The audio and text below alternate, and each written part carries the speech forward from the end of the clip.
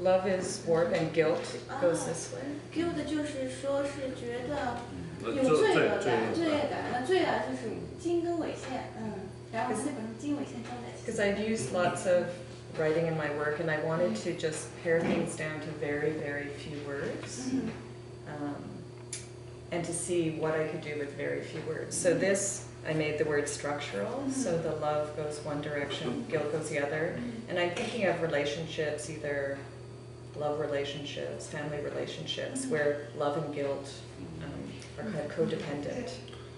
So it's also a very Western concept about love and guilt.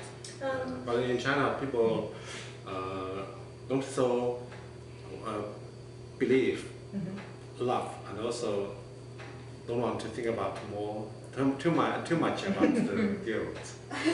I guess it's. And I'm not saying it's necessarily bad, but it's sometimes a feeling you want to do something for someone, and maybe you think they want you to do it, or they don't actually want you to do it. It's just a very strange set of relationships that are complicated, but I wanted to see if I could try to describe it.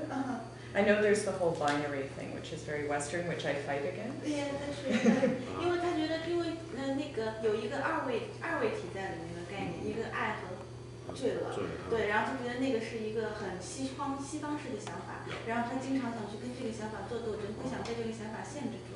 但是因为他就说他的作品里很多都是跟文字有关，但是他又想把文字尽量减少到最小的可能性，然后在最少的可能性，他怎么能够通过其他的方式把他们的意义表达出来？That's great. So do you think the concept with religion? The love and the guilt, something from possibly, or even in psychology, people would talk about that too.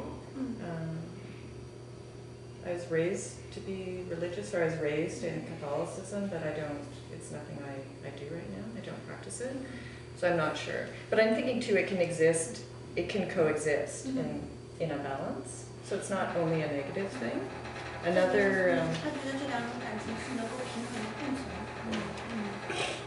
Another term I find very interesting is low self-esteem as a concept, which and I'm trying to think, it was possibly Keats. It was a British romantic poet who thought of the term low self-esteem, but it's when you don't feel good about yourself. And I think of it as something that can come in waves and overtake you. But then I have words here, I have hidden words, like bliss and contentment. I have terms hidden where you feel better about things, to just talk about this flow of emotions and states. 因为它的颜色深浅的话，因为就说对自己的评估越来越低嘛，是没有自信的一种表现。然后这种情绪，就是说有的时候是有起伏的。然后他就在这里面嵌了几个词，然后那些词的话是能够让你自己提高你的自信，嵌在里面。然后因为它这里我不知道怎么说比较好，就是说这是一种有起伏的情绪。And then these two I thought I would show you. This does come from a religious term. There's the state of limbo, which in the Catholic Church it's an in-between place. It's not heaven and it's not hell. It's where some souls go, but it's not heaven or hell. It's in between. 在天堂和地狱之间的一个状态，然后这是一个宗教的术语。How do you say limbo? And people will say, I feel as if I'm in limbo, I'm in between, I don't know where I am.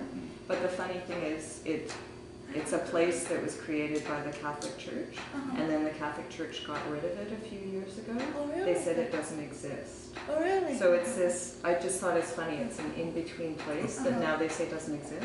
Okay. But I like that sense, and I tried to describe that floating. So this is actually just 2 sheets. I printed it here, but I think this describes it more as kind of floating between a place. 然后我忘了这个词中文叫什么了，然后就等于说是在天堂和地狱之间的，然后是那个天主教和教是 Catholic。 是天主教对吧？那就是这原来是在天主教里的一个术语，但是在几年之前，他们把这个术语去掉了，因为他们说这个状态是不存在的。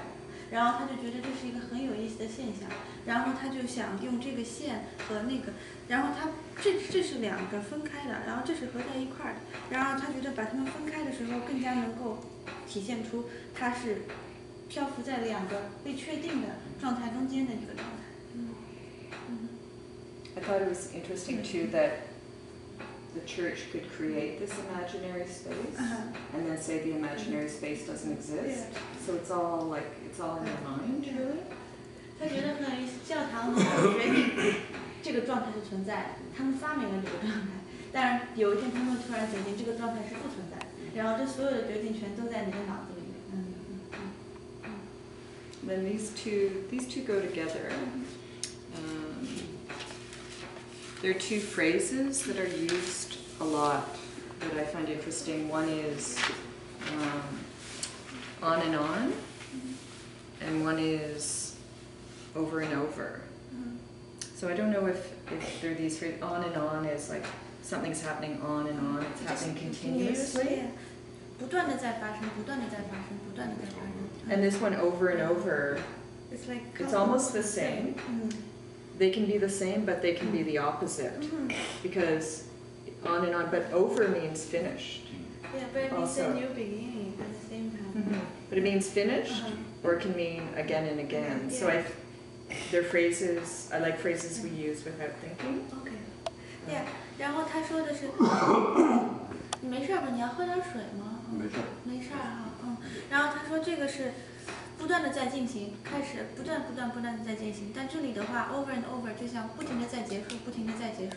虽然这两个词可以是一个意思，但又可以是相反的意思。So what's this one? Well, this one I printed. This often there's a print I want to make, and I have an idea in my mind, and then I realized I could print it twice, and I like what happens here. It looks almost like knitting. 它就像在织毛线一样。But also mechanical. And this is repetitive, but this is twice as repetitive. So I like variations often in my work. 它印了2次啊。 I mean, we often talk about life and death. And life and death is two extremes.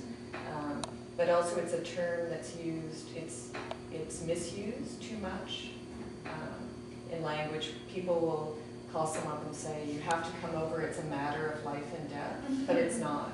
So I'm interested in language, how we misuse words, or people can say I love you and really mean it, or they can say I love you and it means nothing. And life and death are very binary, so I didn't want it to be like life and death. So it's actually about, this is just about the stage between life and death, so it's living and dying. And I think it's hard to distinguish when living ends and dying starts. So I want it more a blur. And that's why when I wrote it, you can tell slightly the left half is living, the right half is dying. But it's hard to tell exactly where it changes. So I wrote it, that was my theory until I wrote it. And I was happy with how there's the living and dying, but it's very hard to see where it changes. And sometimes in the prints, sometimes the colors correspond to a change, or sometimes they don't. And I'm just working through different variations. So I think of this as a script, and these are my interpretations. So the color and the placement is not always the same, so some will have more living, some will have more dying. They're like different interpretations.